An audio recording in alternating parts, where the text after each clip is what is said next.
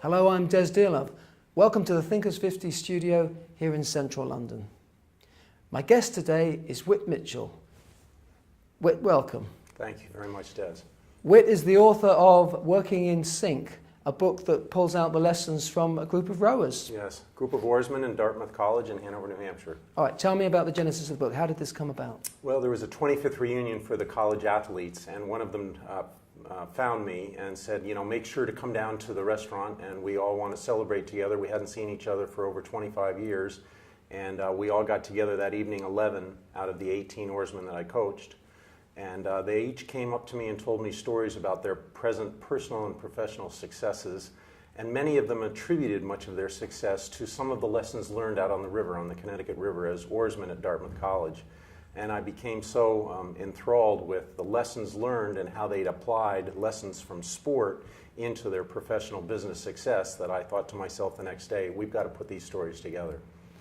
So the book's got 11 chapters. Each one is a personal account of how somebody's applied the lessons they learned out on the river into their personal life and their professional life to achieve success. Is that the... Yes. So give me an example. Tell me about what one of these people's done. So Sam Kinney, who was graduated from Dartmouth in 1986 and went on to graduate from the Tuck Business School, #1 in his class, started a company, co-founded a company with a fellow from Harvard called Free Markets.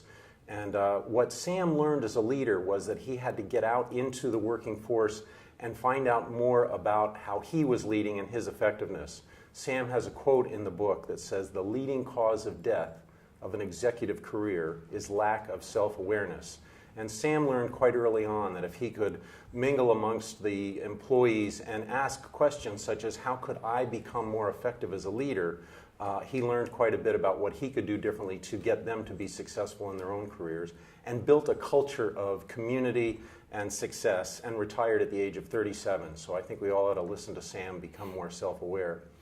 Fantastic. So what's the big takeaway from the book? If people are watching this interview, what can they take away from this? What can managers take away from this that they can actually apply? We got lucky with the 11 different leaders. They all had different themes of leadership and success. So at the end of each theme, I've gone from being an athletic coach to an executive coach, and I've been coaching executives for 25 years. So with each chapter, I pulled out some common theme and some practical tips for leaders where they can look and say, boy, that theme rings true for me in my own leadership style. Here are some tips that I could apply with my own executive team to see what happens. So it's a practical book with some good stories from Ivy League athletes. And your next book? Yes, people keep asking me about my next book, and I've got the woman at Tuck School encouraging me to continue with the story. So we'll see where their success leads. Whit Mitchell, thank you very much. Thanks a lot, Des.